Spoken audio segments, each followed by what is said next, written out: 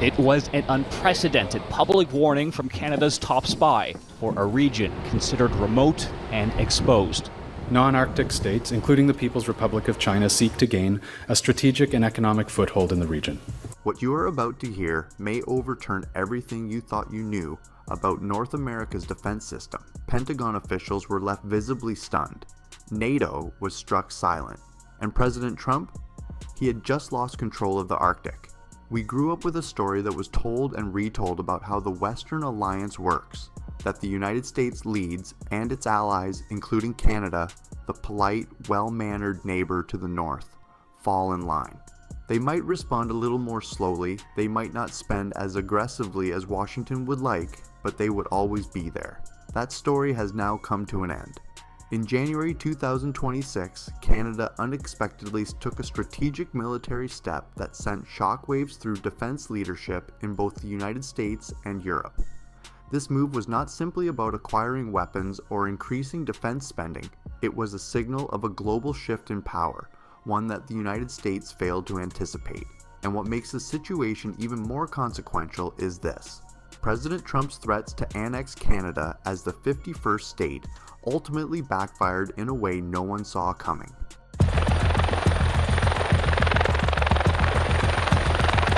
Welcome to the Canadian Arctic. This is a part of Canada that many Canadians, frankly, don't think a lot about.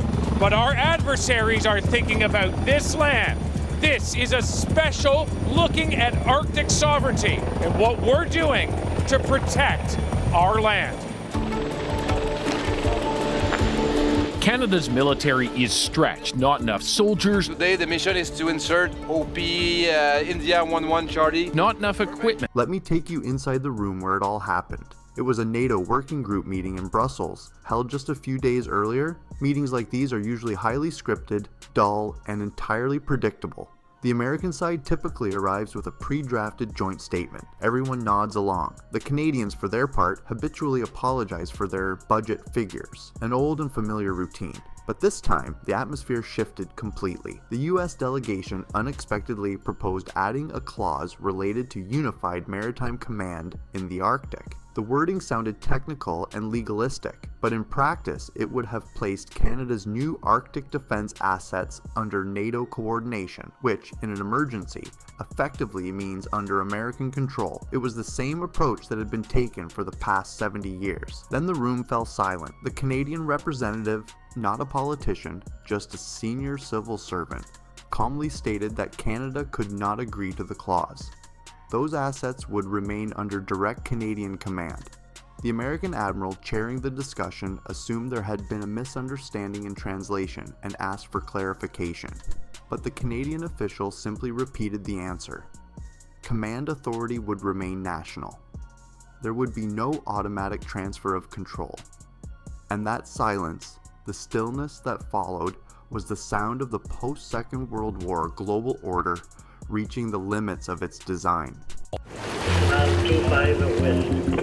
As the alert comes in, Canadian warship 433, roger, over.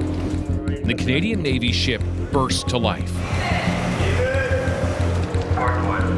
We are on board HMCS William Hall, high in Canada's Arctic waters, remote, stunning, and often unforgiving.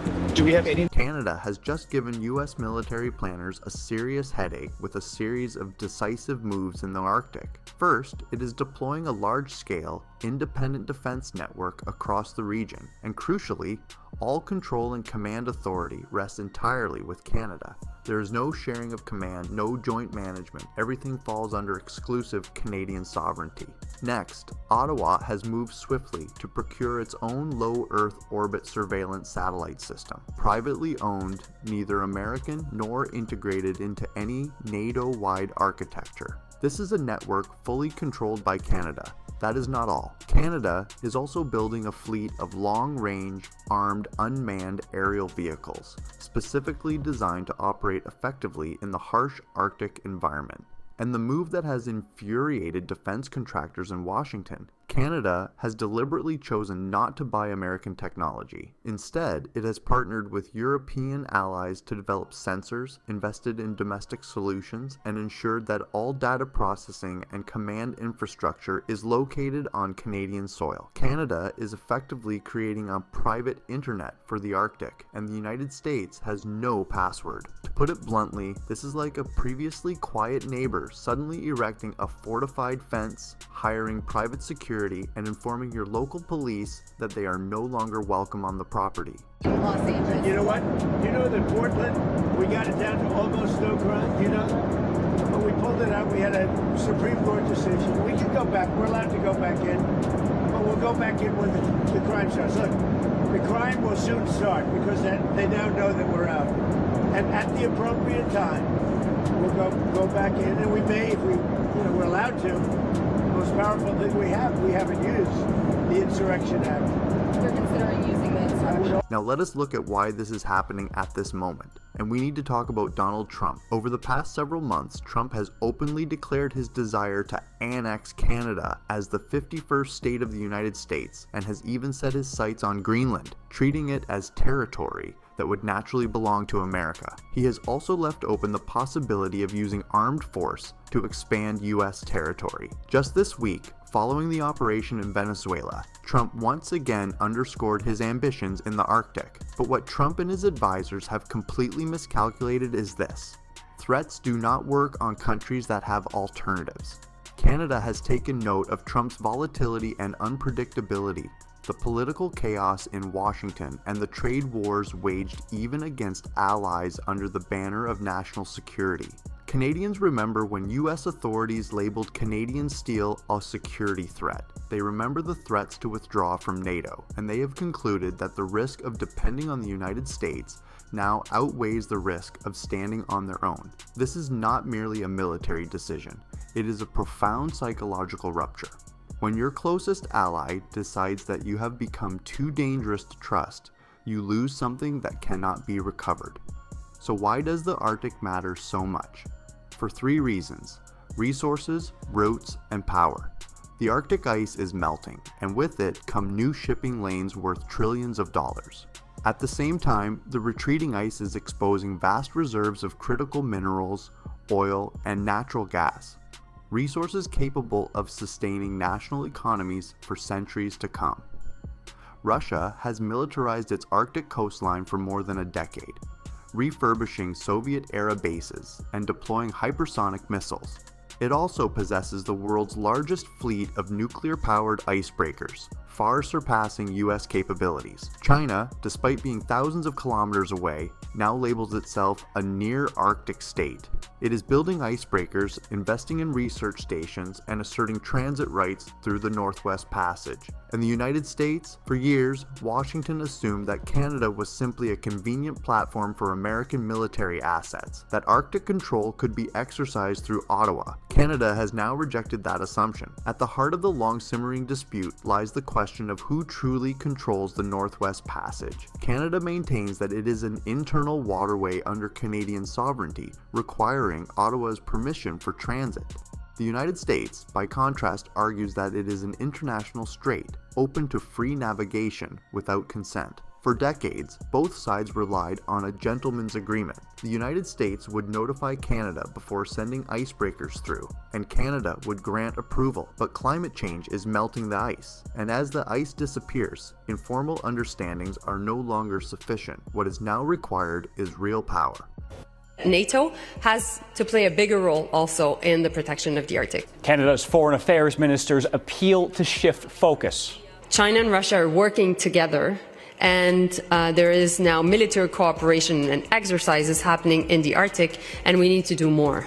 Canada has just played a very strong hand. It is deploying an under-ice surveillance system across the Arctic. The Coast Guard is no longer limited to search and rescue missions. It is being armed and transformed into a true naval force, sovereign, credible, and capable of deterrence.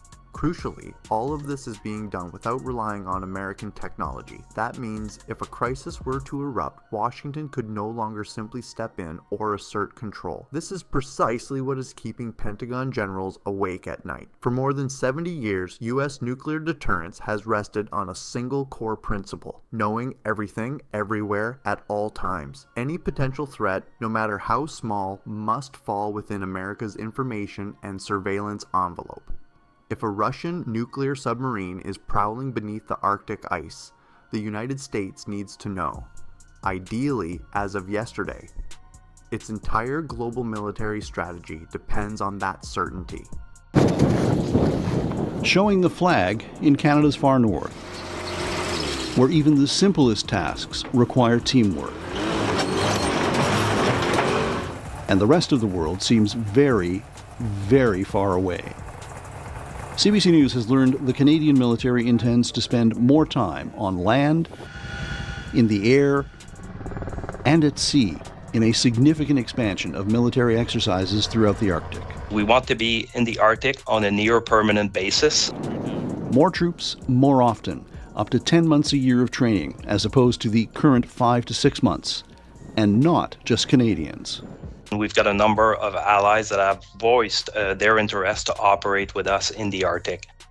With U.S. President Donald Trump's talk of annexing Canada and threats to take Greenland by military, Canada is now steadily building a system in which it controls the Arctic surveillance data itself. It is no longer merely a participant, it is becoming the gatekeeper. That means the United States would have to ask Canada if it wants to know what is happening in North American airspace and waters. It sounds hard to believe, but it is true. In practical terms, the US military would need to submit requests to Ottawa in order to access intelligence from the Arctic. This is not an equal relationship. Calling it cooperation would already be generous. This is dependence, and the United States has never been comfortable with depending on anyone. The implications are even more serious when viewed through the lens of the Five Eyes Intelligence Alliance, the deepest intelligence sharing network ever created, linking the United States, the United Kingdom, Canada, Australia, and New Zealand. Its long-standing operating principle has been simple.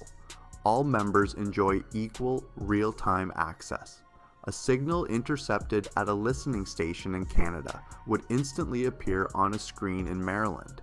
Data flowed like a fire hose.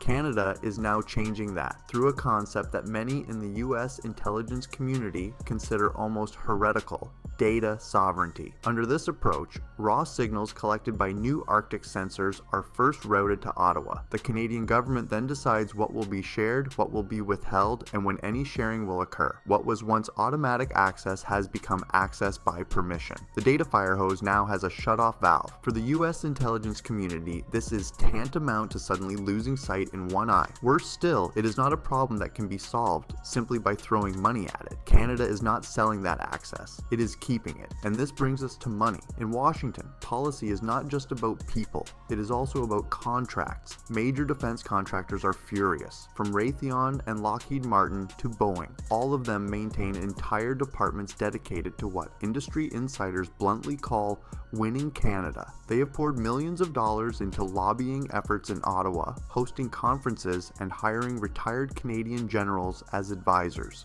all to ensure that when Canada invested in the Arctic, it would choose American equipment. They believed victory was assured. They assumed Canada would buy sensors designed to be fully compatible with US systems, locking the country into American upgrade cycles for decades. But what happened instead? Canada turned to European manufacturers, partners willing to transfer technology. It began building its own technological ecosystem. It escaped the trap of vendor dependence. This is not simply a lost contract. It is a crack forming in an empire, and it sets a deeply troubling precedent. If Canada can do this, why not Germany? Why not Japan? The US military has just watched its most loyal customer quietly walk away. To understand how significant this shift truly is, we need to go back to the 1950s. At that time, the Distant Early Warning Radar Line, known as the DEW line, was built across the Canadian Arctic to detect Soviet bombers. It was an engineering marvel, but also a clear intrusion into Canadian sovereignty. The United States paid for its construction. The United States operated it. American flags flew across Canada's far north. US troops operated on Canadian soil with virtually no oversight from Ottawa. Canada had little choice but to accept this reality. The Soviet threat was unmistakable. Sovereignty was traded for security, and that arrangement became the default state of affairs for the next 70 years. Canada provided the territory. The United States provided the technology. The system worked until recently. Canada began to grow uneasy with the direction taken by American leadership. It saw political instability, it heard threats, it watched trade wars launched even against allies, and it reached a decision: never again. So where does that leave us now? This is the current landscape. First, the United States has begun to apply pressure. There are rumors of a review of other cooperative agreements. Support on softwood lumber issues could be withdrawn. Border controls may become tighter. Second, NATO is facing an existential crisis. If Canada can insist on independent command authority on its own territory, why not Norway? Why not Turkey? The alliance is beginning to fracture. Third, Russia and China are watching closely. They see cracks in the Western alliance. They see Canada gradually distancing itself from the United States, and they are asking themselves, who will be next?